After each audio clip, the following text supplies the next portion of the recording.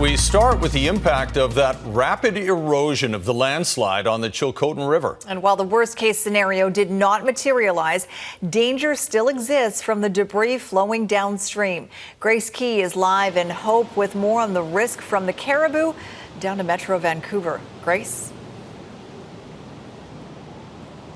Yeah, we're just in front of the Fraser River where you can see behind me, cars have been parking at this spot all day. Everybody wanting to try and get a glimpse of that debris that's expected to flow down. They are being met with signs all around the Fraser River, of course, asking people not to enter.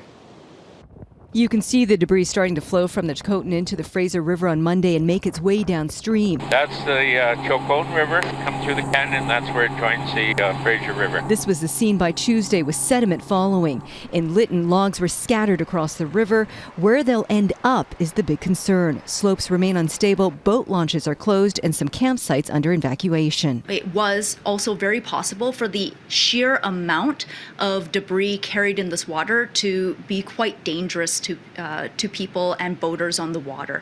And so it is largely about the behavior of this water. A spectacular sight in Hell's Gate in the Fraser Canyon. Debris is starting to make its way down the river, with some logs getting stuck in narrower spots. AirTram workers are keeping a close eye on safety. This is the narrowest point in the canyon on Fraser River, 33 meters wide.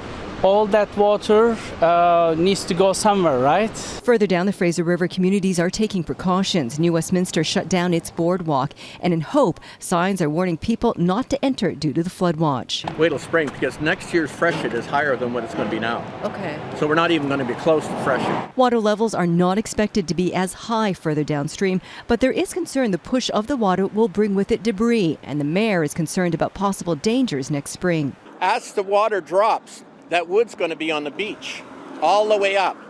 Next spring, when the water comes up, all of that's coming down. All of that's coming down, so there's going to be a lot more debris next year than there is this year even. The natural dam created from the landslide is decreasing 2.5 meters an hour. The worst case scenario still appears to have decreased drastically.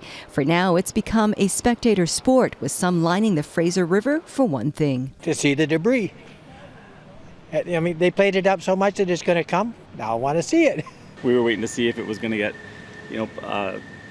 tangled up at Hell's Gate or whatnot. And I'm 74 years old and I ain't never seen no landslide before, or the end results of the landslide. So, but I got my water and I got my cigarettes. Grace, he certainly wants to see a bit of a show there. When is the peak flow supposed to hit Hope? Yeah, we've been keeping an eye on things. We haven't seen any major debris yet, but they are saying that the peak is supposed to be hitting the area around midnight. Sophie? A few hours to go. All right, thanks for that, Grace Key reporting live.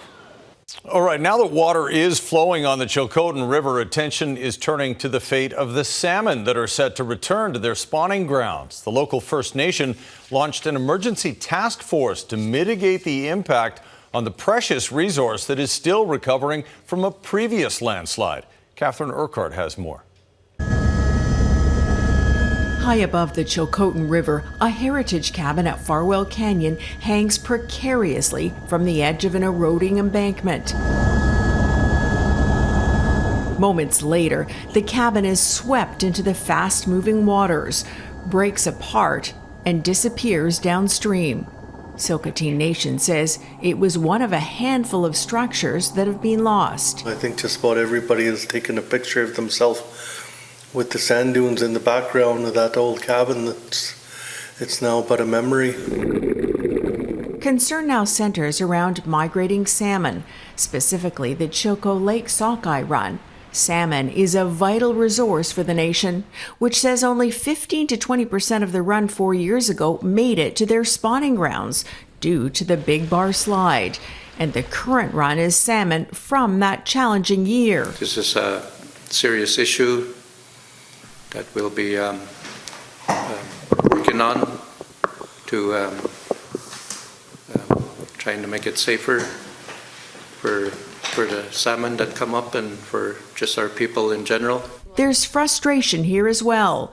The chiefs believe more could have been done to prevent the slide following wildfires in 2017. The fires had eliminated all the trees right up and through all of our rivers, making the banks, the river banks, very unstable.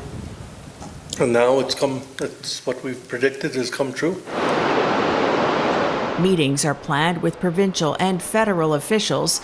Meanwhile, everyone is being urged to avoid the area, especially the riverbanks, which remain extremely unstable. Don't go walking up to the riverbanks, and you might get washed away in the river, and you get washed away in the color of the water and stuff. There's no hope. There's no chance for anybody to survive anything like that. Catherine Urquhart, Global News.